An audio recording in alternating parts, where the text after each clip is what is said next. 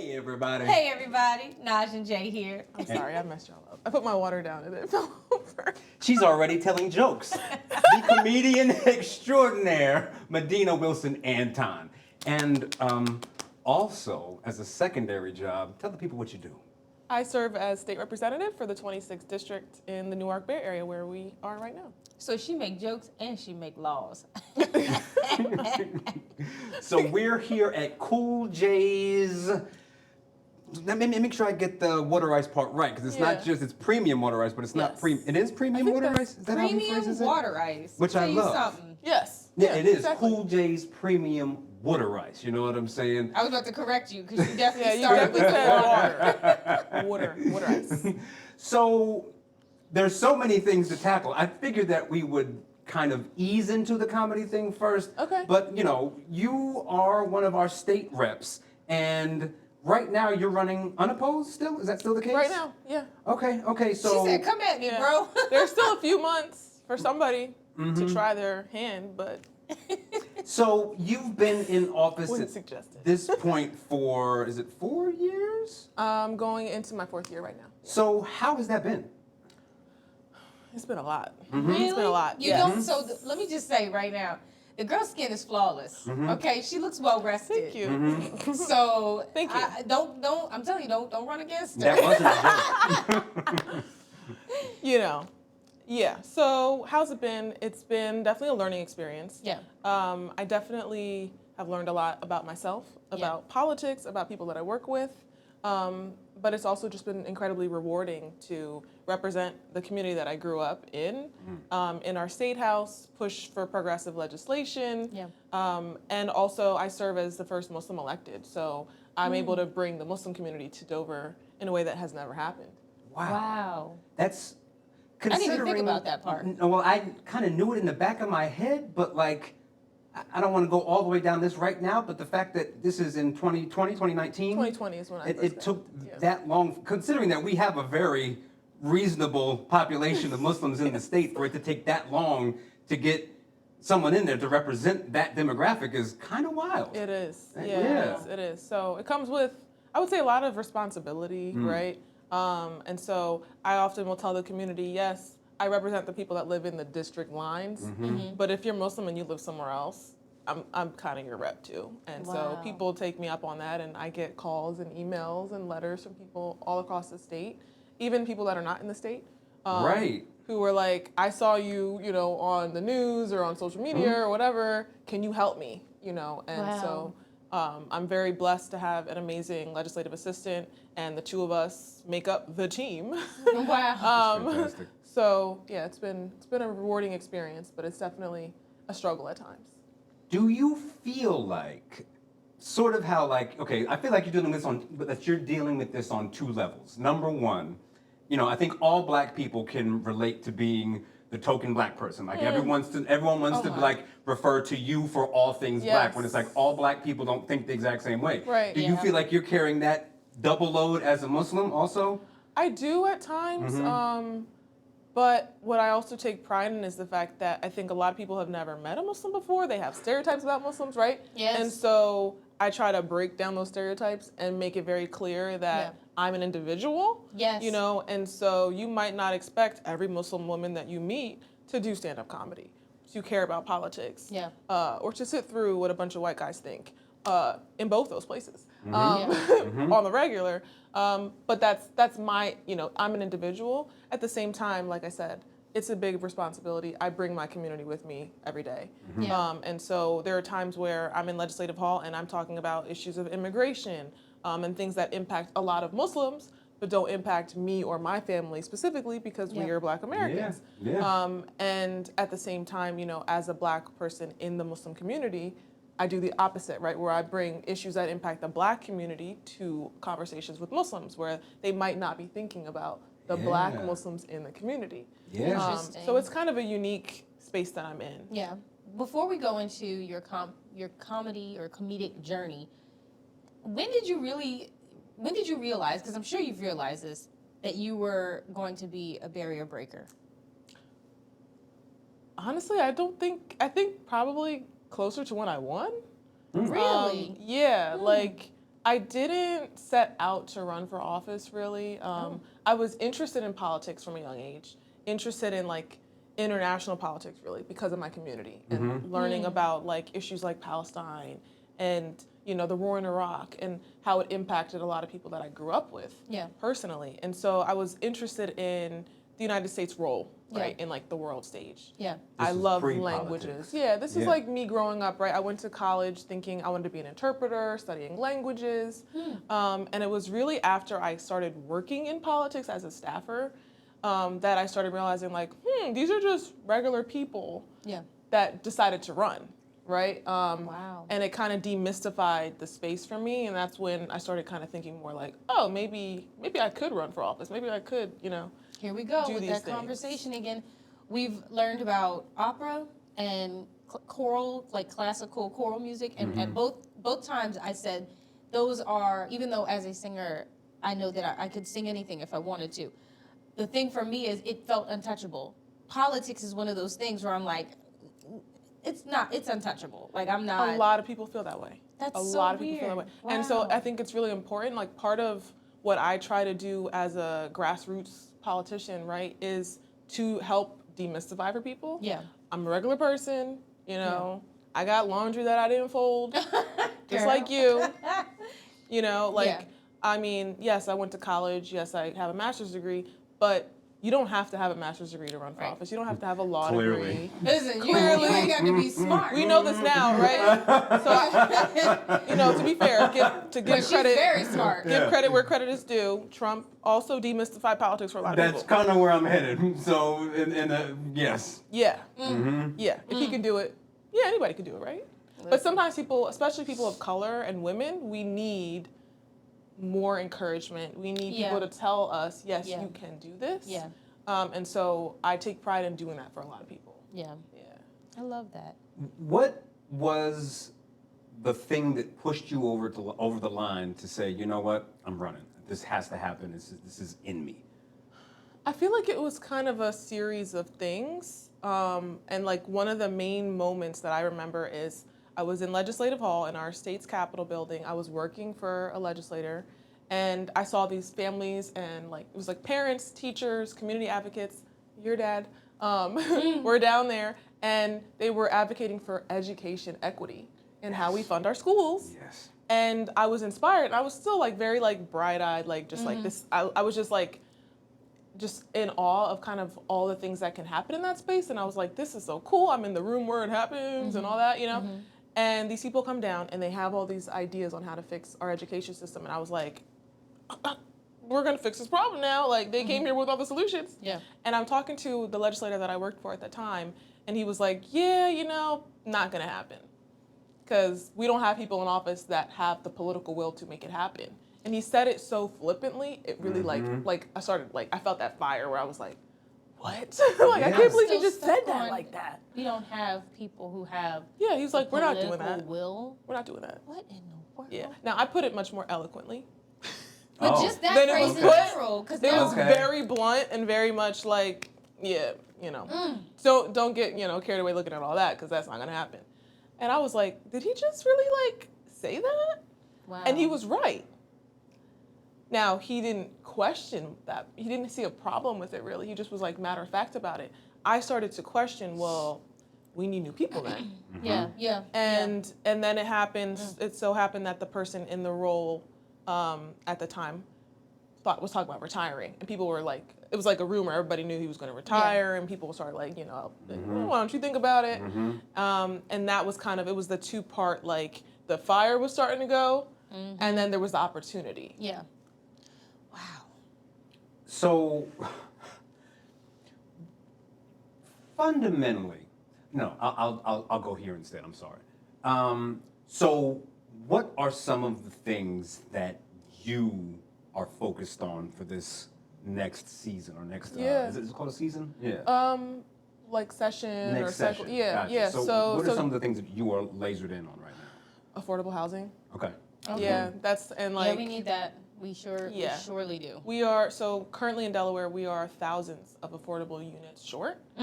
And so you're seeing that in people being homeless. You're seeing that in people, doubling up, people that could afford to move out in most conditions, living with family and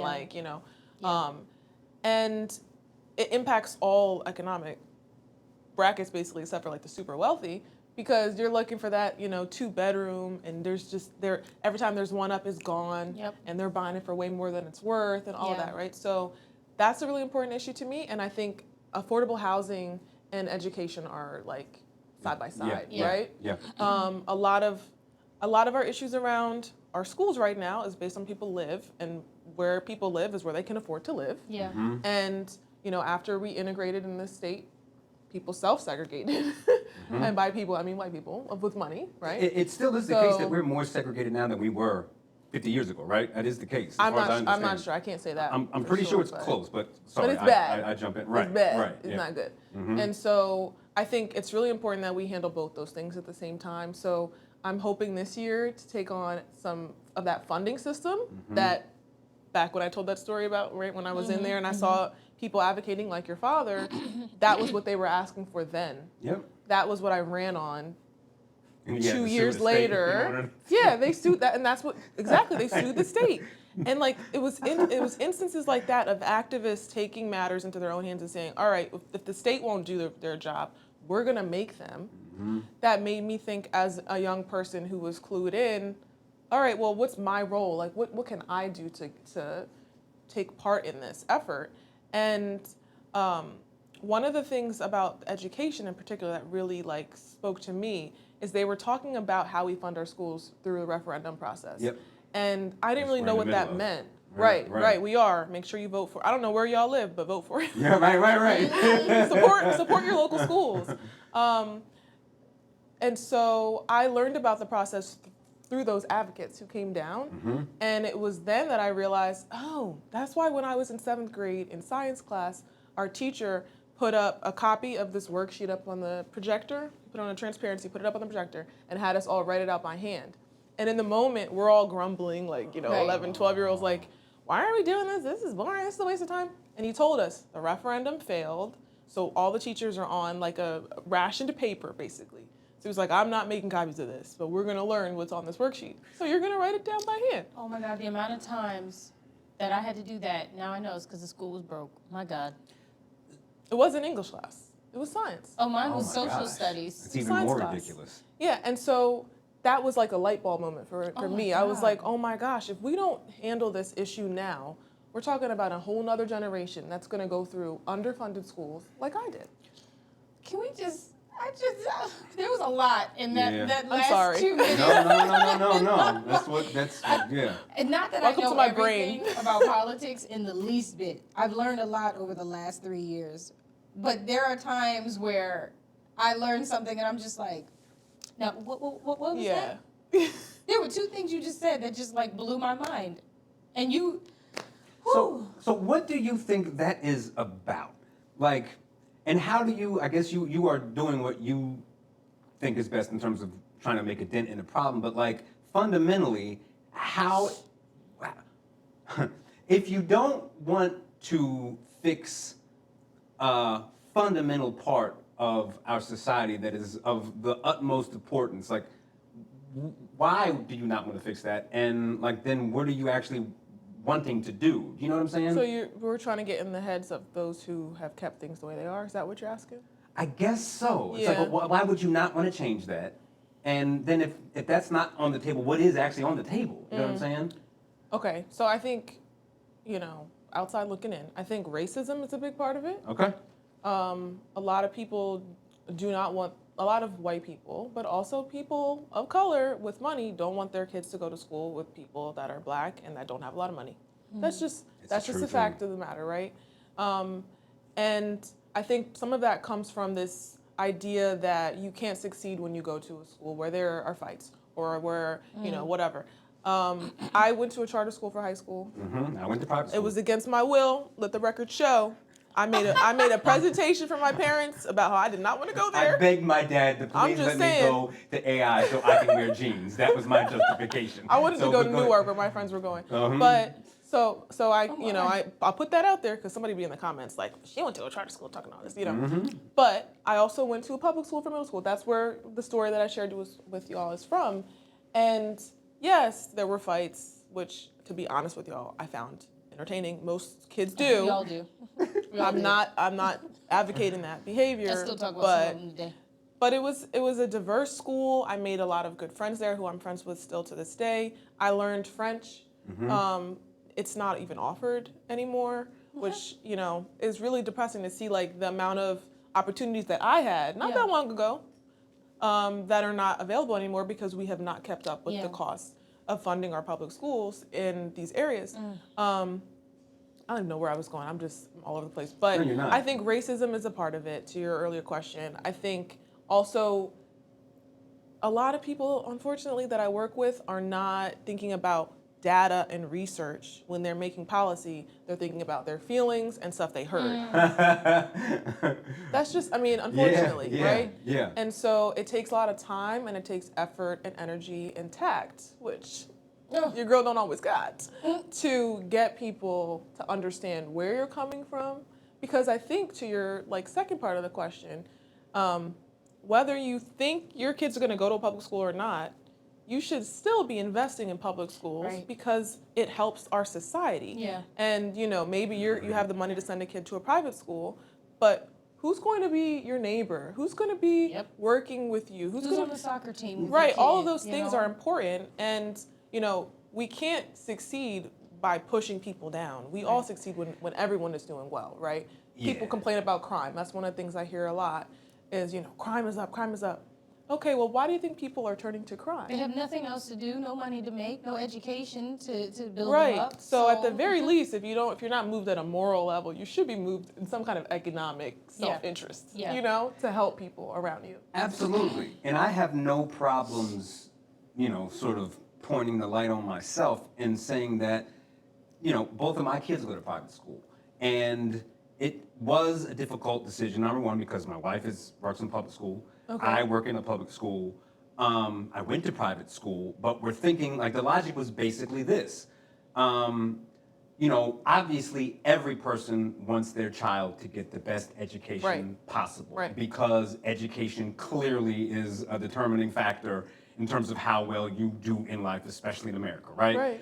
And at the same time, there's a certain guilt because we don't think we're better than anybody, but we also know how public schools can be, not in terms of, let's say, that there are a bunch of bad people there, but it is a more difficult environment to navigate. And my dad sent me away from public school because he knew that my personality would find trouble. I always find trouble. And so he was like, no, you are going to do things that you shouldn't because the opportunity is available to you. Not that there's not an opportunity to do things in private school too that are bad, but that was... I've seen that movie with listen, I've seen and done my fair share of bad either way.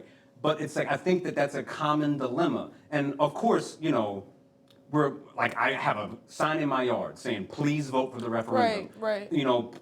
I want everyone to have equal access, but it's we're fortunate because we can go, and we do, and sacrifice a lot of money. Right.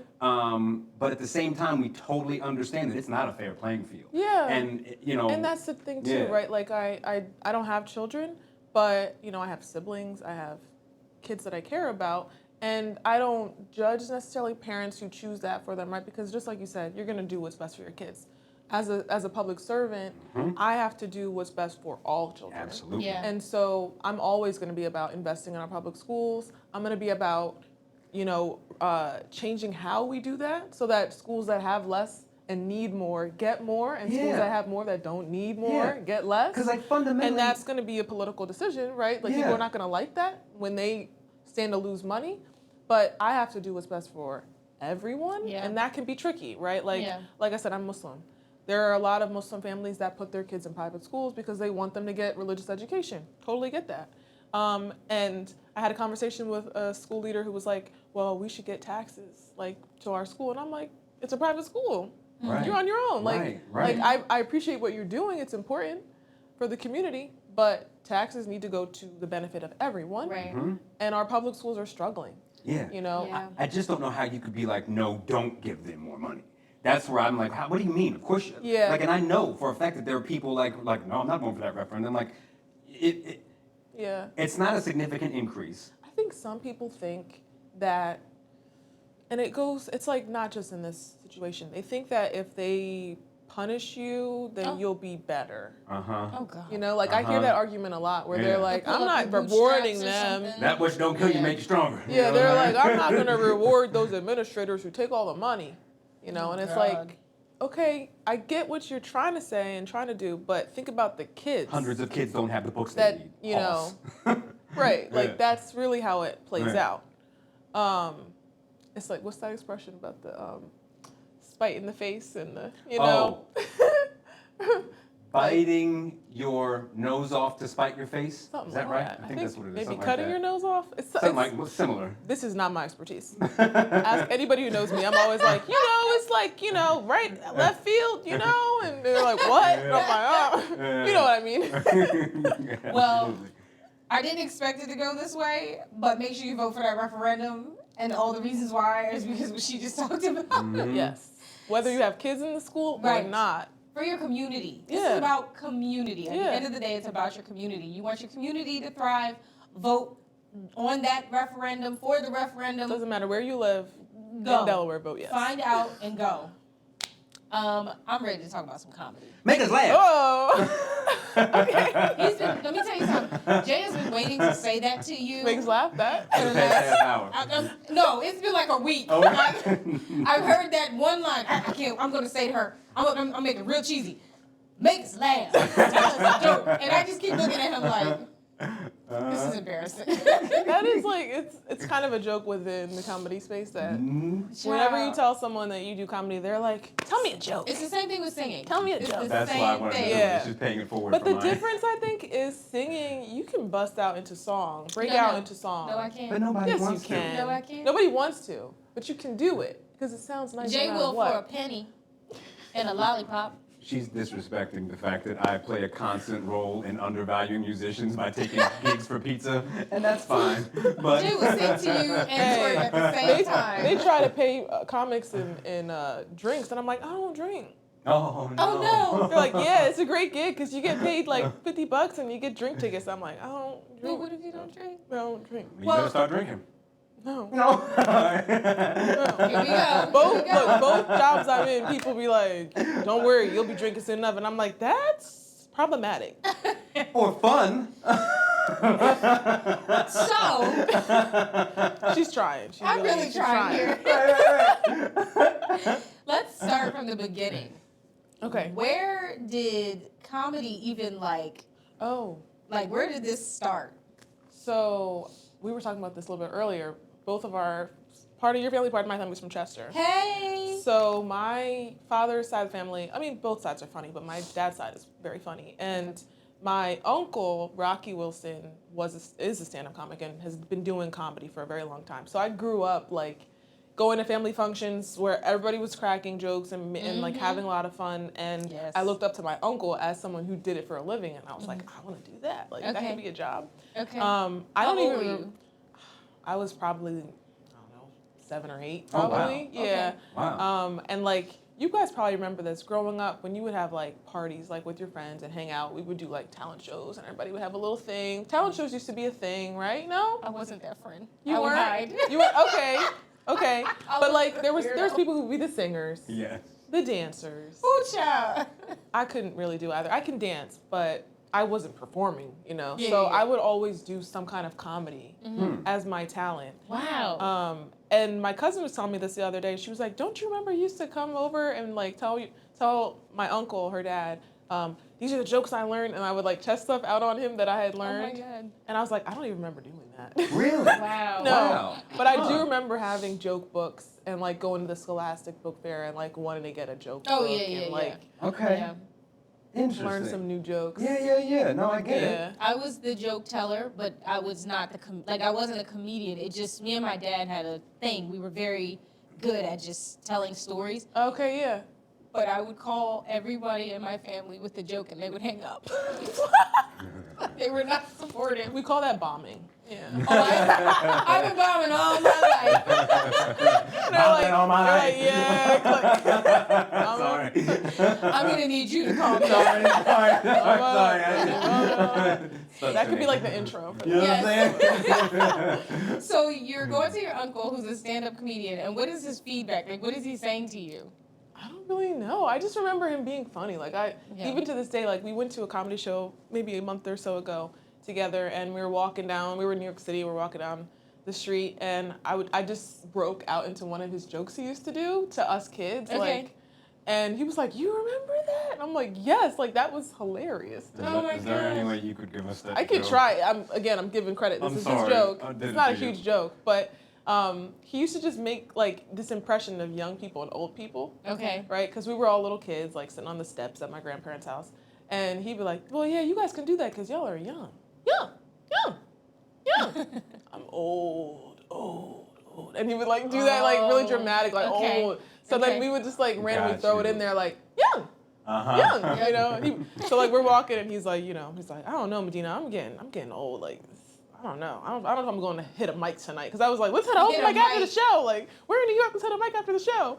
He's like, I don't know. And I'm like, come on, you're young, you know. He's like, you remember that? Oh, I love That's that. But that's like Yes. that was like probably the first bit that I could remember, right? Yeah, And it was like he would go back to it, and there was like a callback. Okay. You know, so, but yeah, I would say my uncle definitely inspired me, and then as like a teenager, I really loved like SNL, and like like sketch comedy.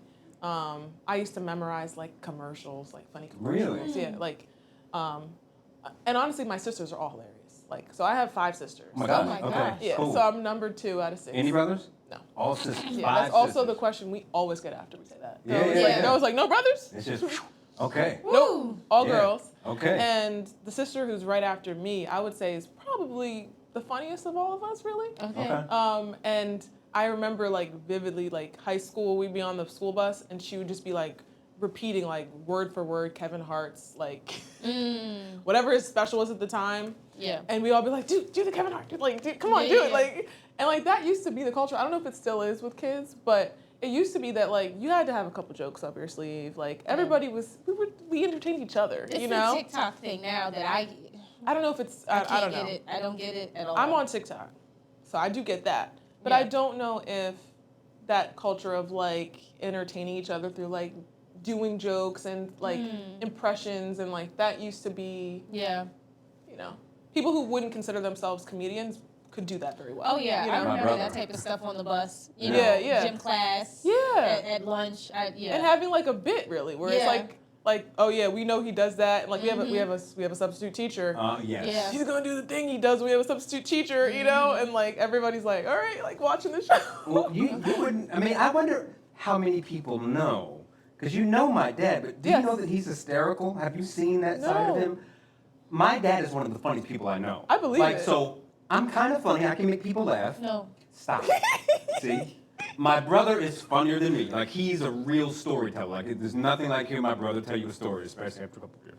And then my dad is hilarious. Like, he's hysterical. I believe it. Honestly, I think, so when I tell people that know me from politics that I started doing comedy, and I'm coming up on 2 years this summer, they'll be like, what? Because they think of me as very serious. Because when I go to Dover, I'm about my constituents. Yeah, right. like I am lighthearted, I think, in the way that I interact with people. But when it comes to like educating our students in the state, I'm like, right. when it comes to like increasing taxes on the rich, like we're not playing games. And so people will be like very shocked, and they're like, really? But you're so serious. And I'm like, you don't know me at all. So like, what was the you said 2 years? Yeah, I'm it'll be 2 sitting here years. thinking it's been like a while. Okay. This is why I was excited for So- you two to sit down together, because she probably won't say that she has something in her that wants to get on that stage and do jokes. And she's told me that. So I'm putting her out I have there. a love of artists. Yeah. So 2 years. What is your anniversary? Like, what was July, it'll be like July 16th, I And think, what was the happened first that day? day. Okay. So, like I said, I've loved comedy as long as I can remember. And What I didn't say is when I was getting ready to go to college, I jokingly told my mom that I was not going to go to college. I was like, I'm going to go to New York and I'm going to try out for SNL. And she was like, no, you're not. Oh. No, you're not. She's like, about to choke you. No, my mom is very like sweet, but she was like, no, Medina, you're not doing that, which was good advice, right? But I had that, like, I wanted to make people laugh. And in my first term as a state rep, I was elected during COVID. And so we were doing a lot of Zoom events.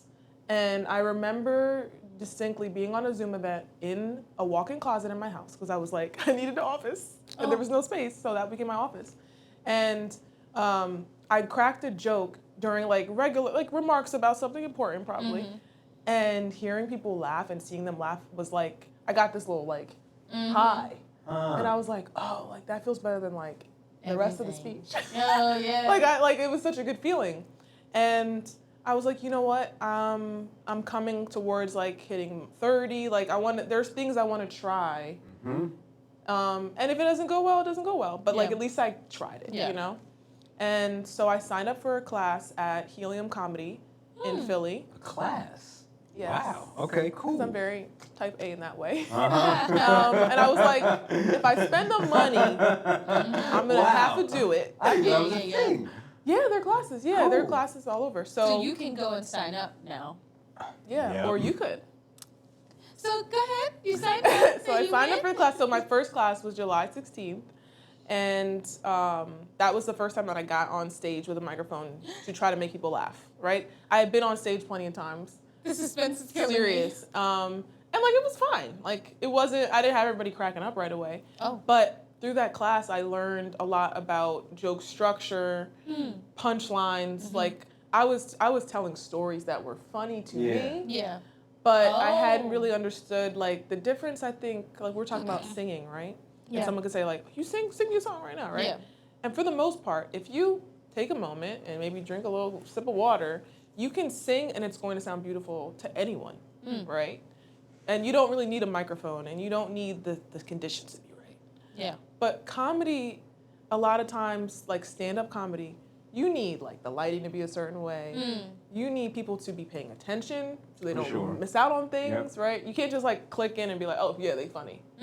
You have to hear the setup and get to the punchline. Yeah. And I was taking too long to do that. Oh. So I learned kind of like, oh yeah, like every word. Somebody said, treat each word like you're paying for it. Huh. Okay. Like really cut down. They call it like cutting the fat. Yeah. Interesting. So kind of the science of it. Also word efficiency. You know what I'm saying? Exactly. Yeah. So. Again, what? Nope. I don't want to do it because it'll be me beating down myself on my songwriting. So No, we're not doing that. We're not doing that. that. But comedy is really important because people lose focus. Yes. Right? Like, make me laugh. Yeah. Make me laugh. Now do it again. Now do it again. Right? And when you get people really like one of my good comedy buddies described the way that my uncle did comedy, like that he would have people like, stop telling jokes. You know, like that takes like you gotta be quick to the next punchline. They can't recover. Yes. You know? And I'm still working on that. Yeah. Of course. But 2 years is you're still a beginner, is that safe to say? Oh yeah. Right. Still, man, that feels like a day. Like my gosh. Definitely. So how do you sorry. No, please. I talked a lot during politics, so have at it. Yeah. You see, she really is interested. How do you fight that? Well, maybe you don't have it. Like for me, with singing, I have such a fear on stage. Like I have such stage fright, but I can get past it. Right? How do you get? But with comedy, I couldn't even. Girl, I couldn't even. You're funny. You made me laugh multiple times funny, sitting here. But to be on stage and to be funny on stage is complete. When I'm not singing, just being me, that's a different beast. So, do you have that fear? And if you do, how do you get rid of it? Definitely, yeah. I mean, I get nervous before I do comedy. I get nervous before I do, before I present a bill in committee. Yeah. I think compared to the average person, I probably, they might be like, yeah, you get nervous. Because, I'm not, shaking or, but I feel like I am, right? I'll be like, did you see me shaking in there? I'm sweating bullets. And they're like, oh, I couldn't tell, right? Yeah. So I'm able to push through it. I think part of it too is being in politics where the stakes are higher. Like this is like we're talking about people's lives and stuff. To comedy where it's like if they don't laugh, they don't laugh. And somebody told me, I think it was my comedy teacher, basically like people don't remember that you didn't make them laugh. They remember when you laugh, when you made them laugh, and they remember when you run the light. When you what? When you run the light. So we all get like, say we get 5 minutes at an open mic or 3 minutes, and they give you the light to tell you, all right, your time is up. The people who don't notice the light or don't respect it and keep going and hog the time from everybody else, everybody recognizes that and they'll remember that. So that became my new fear. Like with doing comedy is like, ooh, let me not be that person that's like disrespectful by accident because I don't want that name for myself.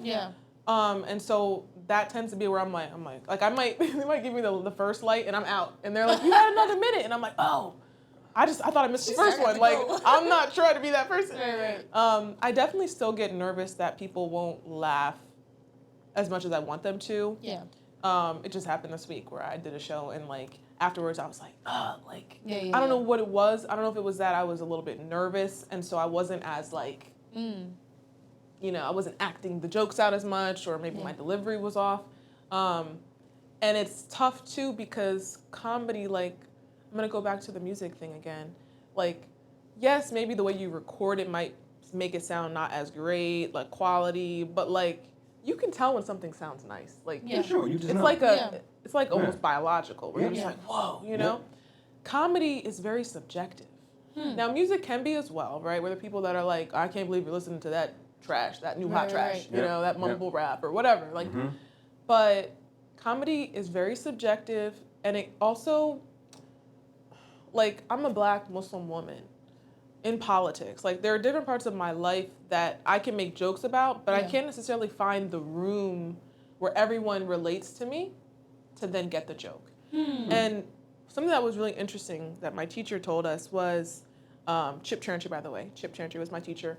Hilarious comic out of Philly. He was like, the number one rule of comedy is to relate to the audience. Okay. Oh. Okay. We do that with singing. So and that's art. And then to be funny, right? So because like I could tell you a joke right now that cracks people up, but if I don't make you like if I have like material from when I'm doing like a Muslim show, right, where there's Muslims in the audience, where I don't have to explain as much. But if I just say it here, right, all right, it's gonna be lost. Because if I don't understand most, right. So how do you? So how do because you you bridge can that? go and sing a country song, you know, or let me put it this way: if I was to go and sing an opera song to a country audience, I'm sure they would say that's pretty, but they'd be like, well, what the hell, you know? Yeah. Even we came here to dance. Right. Like, but even if you did a Naj Nicole show for just talk about age. If you knew you were doing a show for Black people between the ages of 40 to 60, it's going to be different than the music you do if you had all Black people between the ages of 20 and 35. Right. You know what I'm saying? Like, you're going to switch it up. But it's tough because and I'm not complaining. It's like kind of the science of it is intriguing. You like as a comedian, I can't practice alone. Really. Right. Yeah. You get what I mean? Yes, like, you need audience feedback. And I Also, need kind of a new audience sometimes too, right? Like I do work with comedians who've like heard the joke and they're like, ooh, what if you change it this way? And then I'll do it differently and they'll still laugh, right? But sometimes a lot of times the joke is you're not expecting me to say what I'm saying. And so if you've already heard me tell the punchline, I can't necessarily test it on you again. So I need a new group now. So like, so comedy in like Delaware, right, where we're not in New York City. There's not a lot of places that have comedy. You got to really get out there and try it on lots of different groups. You might hear me crack the same joke in a meeting, right? And I'm just like, all right, it worked in this demographic. It worked in that demographic. I twisted it a little bit this way and it worked better or it went worse. And actually, we didn't talk about this yet, but did we talk about it? Yeah, we did. We're in Cool J's. About what? We're in Cool J's, right? What Cool J's is about? No. So one of the amazing things about the place that we're in today is that they are cultivating that space for local artists. They have a weekly comedy open mic, and so that's why I'm like always here.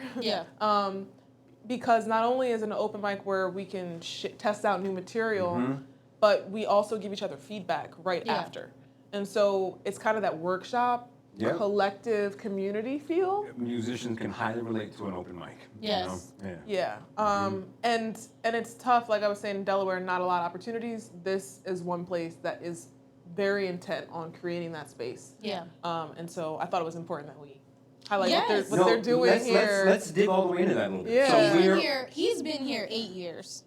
How long has the comedy open mic now? So the open mic that is on Tuesdays just celebrated a full year. Okay. Yeah. But they've been doing comedy shows bi-weekly every Saturday. Check them out. They Cool J's After Dark. Okay. And lots of different types of like art, right? Yeah, like local artists support, and just kind of creating that space, especially out here in like Newark, Bear, like suburban Delaware. yes. Yeah, I think so. Yeah. Number one, definitely look up the location, Cool J's Premium Yes. Water Ice. But I think it's really important, the point that she's making about this place is right off of Route 40.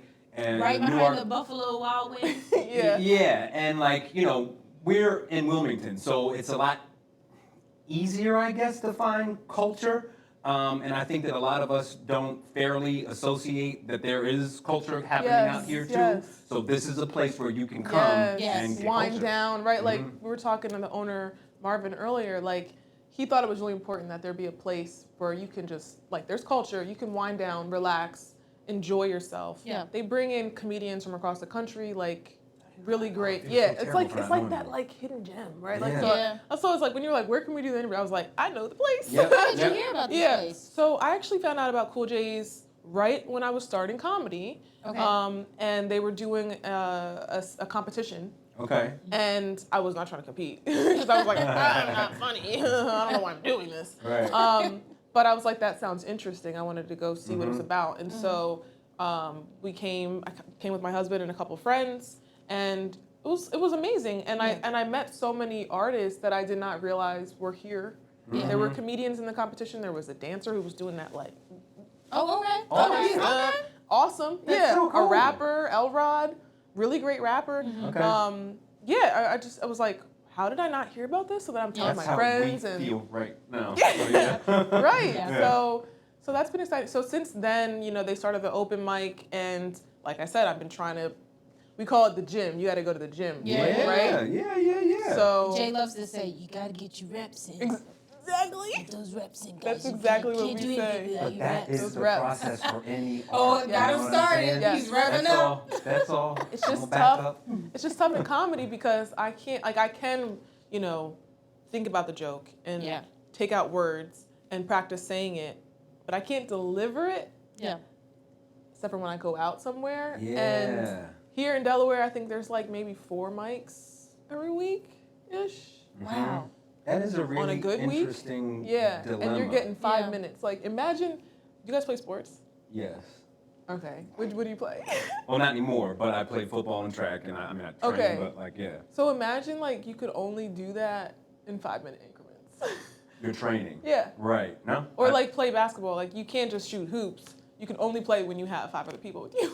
Oh, God. No, but Like, even it's with like- music, like if you told me to it's get good on the wild. piano in 5-minute increments on It's stage, wild. that You would be can't. really, really hard. You Like can't. impossible almost. So Yeah. yeah. It's tough. You're practicing So you're doing like, your so performance. you'll see comics like we're like scribbling, and like you have your ideas of what you're gonna say that night, and then someone says something, and you're like, oh wait, I can tie that in, and then you get up there and 5 minutes are up, and you come down. Everybody's like, that was great, and you're like, yeah, like I need to go somewhere else now. Like I need to like right now. Right. I can't wait 3 days to try Yeah. this again. I need so like. That's so interesting. It really is. I never thought of it that way. Yeah, and like I've heard New York is amazing for comedy. One of the reasons being yeah. you can start with an idea in one night, and by start at like 3:00, and by like 2 a.m. you're done. It's good. Have you You've gone- tested it because 20 you've times. done so many repetitions Yeah. over the course Yeah, of the night. like Wow. it goes from idea to polished That is joke. cool and Yeah. a very unique artistic process because Yeah. that doesn't happen in any other art that I can think of immediately. You know what I'm saying? Even I just can't think of another one. Yeah. Have you been anywhere else and performed? Yeah. So I was one of the comics in the North Carolina Comedy Festival last year. And my uncle was down there at the time, so we were able to like perform the same night, which was like surreal, honestly. Oh wow. And where else? Pennsylvania, different. I've been in like this, not even the suburbs, the rural parts of Pennsylvania. I'll be back up there next month, but also Philadelphia. It's interesting because that rule about being relatable, right?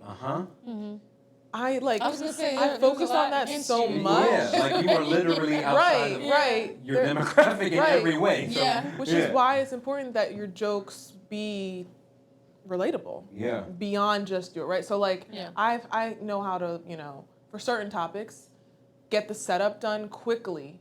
Yeah. For those who aren't familiar. Yes. One of the things that I'm working on that a couple comics have told me, like, you got to use more like normal words. You can't be using these like big words to describe things. Don't look at me. Because they'll be like, I'm triggered. You lost the room, right? Like they would have laughed, but you lost them. Yes. So that exercise, I think, prepared me well for that. And then also getting out there, right? Like you gotta see what it's like, see what doesn't work, and then go back. Like I record every performance. And then I watch it like, oh God. Like that feeling when you hear your own voice. Yes. And you're like, oh my gosh, why did I say that? Oh, why did I say that? Is your husband funny? He is. He's very funny. Has he thought about doing stand-up? Really? I've told him that he should. You guys should do it. He is so funny. And he's hilarious. He would never. So. My husband is very funny. So you graduate from the class. Yeah. And what was like the first thing you did after like your first show? And were you proud of yourself? So the cool thing about the class was we had a graduation show. Oh man. Oh. So I got to perform for my family, friends, and then my classmates' family and friends. Okay. And our teacher was like, "This is gonna be like the best experience you have for a very long time. Like this is." Right. She's been again for a minute. He set expectations. He was like, "Do not expect this at an open mic. Don't expect this like at your first show." And it was like really rewarding. Like it was so enjoyable. And I gotta say, like the best feeling, the best compliment is not when someone comes up and they're like, "You were so brave." Yeah. Or you were funny. But when they come up to me and they say line like word for word one of my jokes, they're like, "When you said, girl," I'm like, "Yes." Like, because that's when you know the joke was really funny. Yeah. They remember it, you know? And that happened a couple times that night. One of my friends' family members was like, when you said transitioned, I was like, oh, let's talk about death. And I, and the black community will be like, she transitioned. Yeah. And she was like, when you said transition, not everybody got that. That wasn't the main punchline. It was like a little sprinkle on the way to the punchline. And she was like, when you said it, I was like, you got it. Like, and you liked it and you remembered it. Like, that was great. And then I had been going to open mics, like regular ones, before that. So I kind of got over that initial fear of like, oh, they're going to think I'm not funny. They're not going to talk to me. And once you get over that fear, I feel like it's kind of, it's like you have good shows, you have meh shows. Sometimes you bomb. Like the biggest people bomb. Because every show sucks to me. They're all horrible. She's being completely absurd. Like so wildly absurd. You're giving perfectionists. Is that? Oh yes. Yeah. My parents, they failed me in that area. They made me want to be a perfectionist. I love you guys, but if it ain't perfect, it ain't for me. This is where like the camera should do something funny to make us all uncomfortable. Like. Oh, God. So, I don't know if this is a thing. I know that there are different types of comedy, right? She has a filthy mouth. It's unbelievable how she could cuss up a storm. If you haven't seen her show, it's like two different people. It's not true. Again, I'm going to have to ask you. They're going to take that clip and be like, and this is why you shouldn't vote for it. No. State representative. Filthy mouth. No. What kind of, so I don't know if it's the same thing, what type of comedian you are? I'm still kind of figuring that out. Okay. Yeah, so like in music, right? Like kind of finding your voice. Yeah, I'm still kind of doing that. Some people have told me that like they're like, you clearly have found your voice, and I'm like, I have. Because I do kind of like one thing I've heard from people is that I remind them a little bit of Seinfeld, like the observational comedy. Because I do have a lot of jokes that are, and that's big honor to be even mentioned like that. But everyday things, right? Like things that you never think are funny, never notice, and then I'm just like, you know how the plastic wrap sometimes doesn't stick? Yeah. You know how annoying that is? It's right. And then like the charges with Trump is just like, why are they not? Yeah. Why are they not sticking? Like stuff like that, where it's just every day. Yeah. I'll be trying to put some leftovers away, and I'm like, man, this is annoying. And I'm like, probably everyone has experienced this feeling. Yeah. How can I put that on stage? Yeah. So I do a lot of observational comedy. I do a lot of self-deprecating humor, which is relatable for people, right? Self-deprecating? Making fun of myself. You can't use big words. I'm sorry. You really got to know your audience. He just insulted both of us at the same time. You realize that? My God. So I'm just glad that you have committed the same sin that I do. Like, you know, he just fried both of us up at the same time. He's trying to pit us against each other, and I won't have it. But what you should do is just act like you don't know. You know what I'm saying? I mean, act like you do know. This woman of listen. No. So what it is I'm a nerd, and a comedy nerd. Also other types of nerds too, but yes. Comedy right now. And so I know like the technical term for it, but yeah, making fun of myself. And you've seen it. And a lot of us do it naturally. Oh, yes. Right? Like you just, to diffuse what you think someone will make fun of, you take it first. What do you call it? An M&M at the, what that? An enema? 8 Mile at the end. He did the battle rap and he said everything bad first before homeboy. Yes, exactly. You got to pull an enema. Oh my God. This is not where she wanted this to go. So I do like Eminem though. I do like Eminem. Last night at the open mic, Marvin, the owner, was asking everybody like, "Who's your top 3 rappers? Who are your favorite rappers?" And one guy was like, Kodak Black, and he was like, skirt, wrong answer. Next person, which, you know, Kodak is cool and all. I don't know if I put him in top 3, but no. Nobody mentioned Eminem, and I just kept like saying from the back, like, Eminem not on the list? Like, you ever with Lil Nobody got it. Wrong crowd, you know, but you got to try. It was funny to me. Yes. You know, I just kept, Eminem not on the list? Eminem not on the list? Listen. I have a big question. Yeah. So you're on 2 certain paths with politics and the comedy. And you might not know the answer, I'm just curious. Like, do you have sort of like a 5 or 10-year vision of like how you see yourself? Because that could go, you know, are you going to be like our next congresswoman / on tour with Kevin Hart? You know what I'm saying? Like, but you see what I'm saying? Like, where do you see all this? I see what you're saying. I'm not quite that type A. Okay. Like I have goals, but I'm not that friend you might have who's like, so I'm gonna be married at this age. Okay. 2 kids at this age. Like I can dig it. That's not me. My dream right now, this like today, would be comedy. Like to be doing comedy full time. Wow. Okay. Entertainment, right? Like I love making people laugh and smile and I really enjoy, so to your question about the kind of comedy too, I really do like political comedy. Right now, I'm not really doing a lot of it because I'm in politics, and I don't want anyone to ever think that I'm making light of important issues, right? And so I haven't gotten to that so much, but I think it's important. I think there's a role, right, for the arts and comedy in particular to bring attention to social issues. Yeah. And I think kind of like the combination of politics and comedy is where I would like to be. Okay. So you're in the general space where you want to be, and it's just kind of progressing in that direction. Yeah, but like more in entertainment. Yeah. Like I would love to like have a TV show where I'm like bringing people in to talk about issues that are important to them, but keeping it light so that we can handle like the Daily Show kind of vibe, right? Where it's like important interviews, really important topics. But you don't go to sleep like, oh man, woe is the world. Yeah, right. You know, like say enema and it's okay. I didn't say that. I did. Enema wasn't on the list. Who is your favorite comedian? Ooh, that's a tough question. Okay, top 3. It's still hard. And why? So okay, I'm gonna have to revisit my favorites because I have a bad habit of having problematic faves. Oh no. We've all been there. Yes. And also I feel like it's like as people that are hilarious and like really talented get bigger and bigger, they start getting more and more problematic. Yeah. So 2 of my top 3 I cannot say on camera. Really?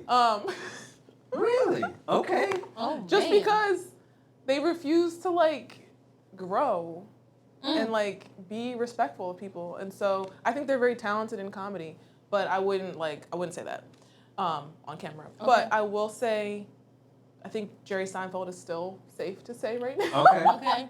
Okay. Something about him having a underage girlfriend, I don't know. I don't need to know anymore. Okay. But you like his I really brand like- of comedy. I really like, it takes a lot of skill, for one, to make light of things that we all notice and don't think anything of, right? Yeah. Like it's kind of easy to make fun of Trump. You know, Yeah. it's easy to make fun of things that like have something funny already about them. Mm-hmm. But to come into a room and be like, that camera, looks kind of like, you know, and like just, Yeah. and you're like, wow, like that's, I would love to be able to do that. He also does that clean. Mm-hmm. And Fair enough. not, so just to put it straight on the record, I do not curse on stage. I think I don't know if we know. ever officially, you know. I'm not going to name who you won't name, but I think I know who you're thinking about in terms of who you can't name. Sorry, go ahead. I think I know exactly If you who ask it most is. comedians, they will say that's their favorite comic. Mm-hmm. Very good at social commentary, you know, very visionary in that way. But Yeah. come on, just catch up with the I rest love of her us. morals. I love Catch her. up with the rest of us. Especially because no. She's like on now. she's like the non-cursing, non-drinking, won't say things on camera, Naja. Yes, I see a lot of similarities with that aren't. I have some darts that I'm not going to throw right now, but go ahead. I feel like I'm in Like, that. so you're the Crossfire. classless male Naja. Oh, for sure. She's the classier Naja. I have no problems Look being at classless. Yeah. Yep. So I'm like classless Medina. Yeah, I'm trying to see how you're going to work this. I'm trying to figure it out. Oh my God. Have you positioned yourself? It's kind of like, 30. Yeah, she's the upgraded.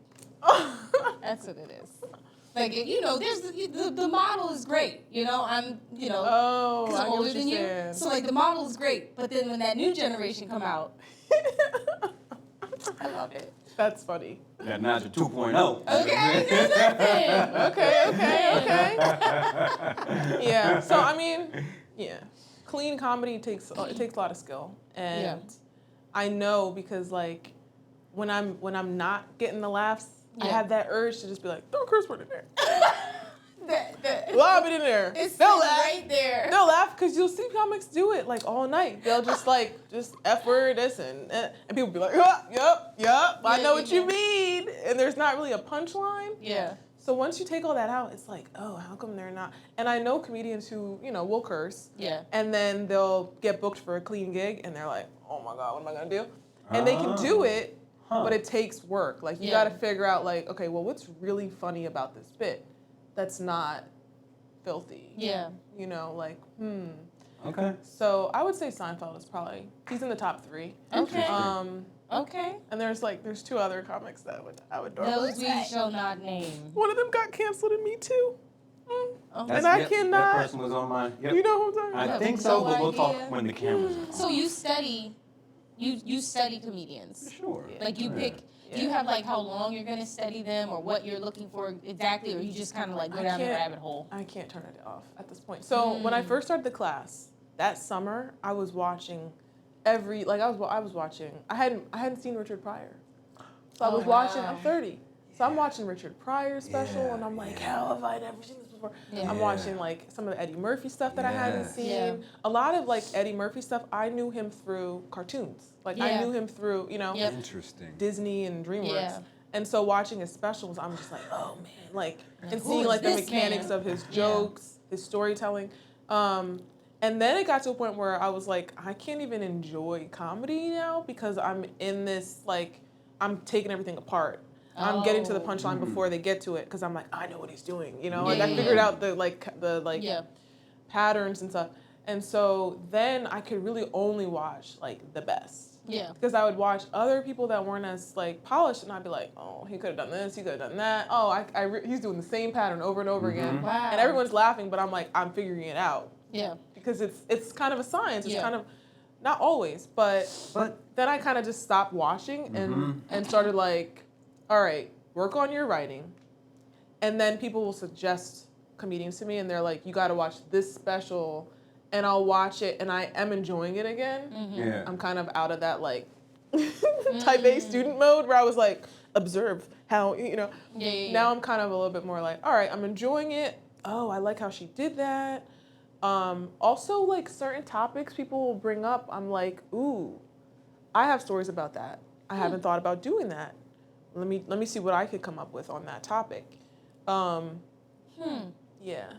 I am thinking just about the creative and artistic process in general, and what I'm actually really enjoying about this discussion is because, I'm involved, I'm a musician, and I've recently gotten into photography. Ooh. And, now that I'm listening to you talk about comedy, in terms of patterns, in terms of process of learning, all of those things, it's all the same thing. It's just for a different medium, and I love that. There's a book, one of my comedy buddies who's like really a mentor to me, she suggested I read The War of Art. The War of Art. Yes. Wow. I had to make sure I got it right because there's The Art of War. Yeah, right. Right? Yeah. But The War of Art, and it's like a way to think about any kind of art, right? Yeah. How you approach it, the obstacles you're gonna face, how do you like procrastination, perfectionism, and she was like, I've read it like countless times. It's one of those books every time you read it, you're like learning a new thing. Right. Yeah, I figured you might like it just from what you said, but I read too. I didn't. not you saying defensive like that. Because he didn't even look at me. War of Art. To be clear, on my I list. listened to it. I almost said book on tape. What Shut year up, is Dave. it? Don't say anything. I can feel it brewing. You can watch it on YouTube, like listen to it on YouTube if you want. Oh, perfect. Yeah, For free? so, yeah. But it's one of those books that like you probably wind up buying it because you're just Okay. like, oh, this is like, Okay, War of Art. Yeah. Yes. Yeah. Love this. So wait, real quick, let's talk about this venue again, and we're gonna show you what it looks like. How do we sign up? Or like Yes, so yes, you should. absolutely Yeah, not. so you can show up, but if you show up, you're not signed up online, you might not get time that night. But most of the time, they'll fit you in. I'll have to see if I can find like a website for you because I don't know that. Okay. But And social Major media? Johnson, yeah. So Major Johnson is the comedian who hosts the open mics. Hilarious. Okay. Like how it's described, where you're like, stop, I can't breathe. Like hilarious. So he hosts that mic. So it's called Major's Open Mic. You can sign up online to get time. And I mentioned that like it's 5 minutes most of the time when you're doing open mics. But the more you come here, the more time you get. Oh. So you might see somebody come up here that's like been coming for a while. That's like has a lot of good material, doing like a 15-minute set. Wow.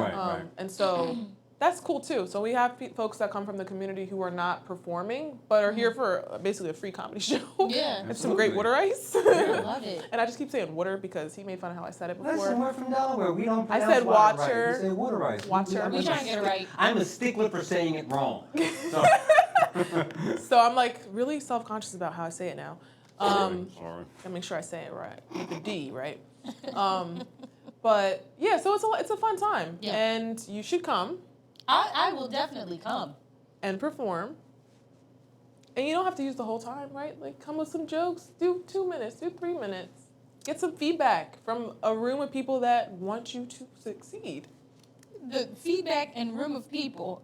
That stopped me Oh right my there. That's the thing. Like now, I guess with social media, you could be funny without an audience, right? Like people are doing Because that. all I got to do is But- close that when I want to read. Right. But like stand up, true stand up. You Ain't no way I'm gotta gonna look do you it in in the eye when crowds. you telling me something. Ooh, there's a hilarious comedian. She might be, no.